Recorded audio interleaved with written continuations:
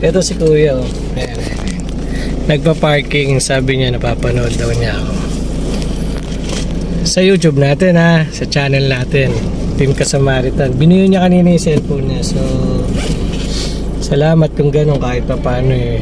Meron tayo. Idol! Buksan mo nga yung likod, buksan mo. Tabi yan, hard. Kunin mo yung bigas dyan, may bigas dyan. Opo, bossing. Okay, kunin mo, sa'yo na yan. Thank you, bossing. Oo, sige lang. Thank you po. Pakisara na lang, tapos punta ka rito sa harap. Ha? Pakisara, tapos punta ka sa harap.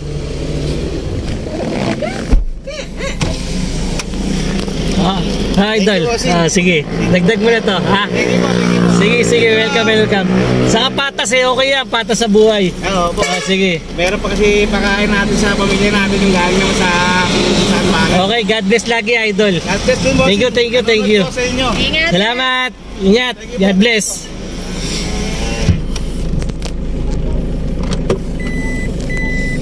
Ayan si Kuya, kahit pa paano.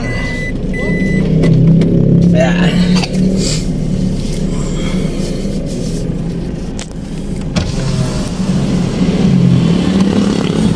Idol, thank you ah. Thank you, Idol.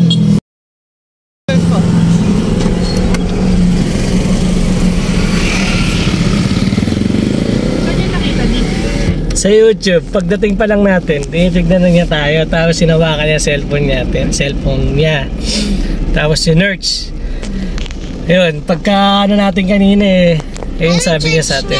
Team Kasamaritan sa YouTube. Boss, di ba vlogger ka? Eto ka, yun lang. Hindi lang natin nakuhanan ng video yung pagtingin sa cellphone niya. Kaya yun, natuwa tayo.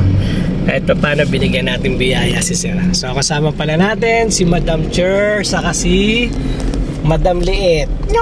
Thanks God, kahit wala tayong trabaho, nakapagbigay tayo ng biyaya sa ating kapwa. Tuloy-tuloy lang po tayo sa pagtulong dahil ang Panginoon na ang bahala sa atin. God bless. Ingat always.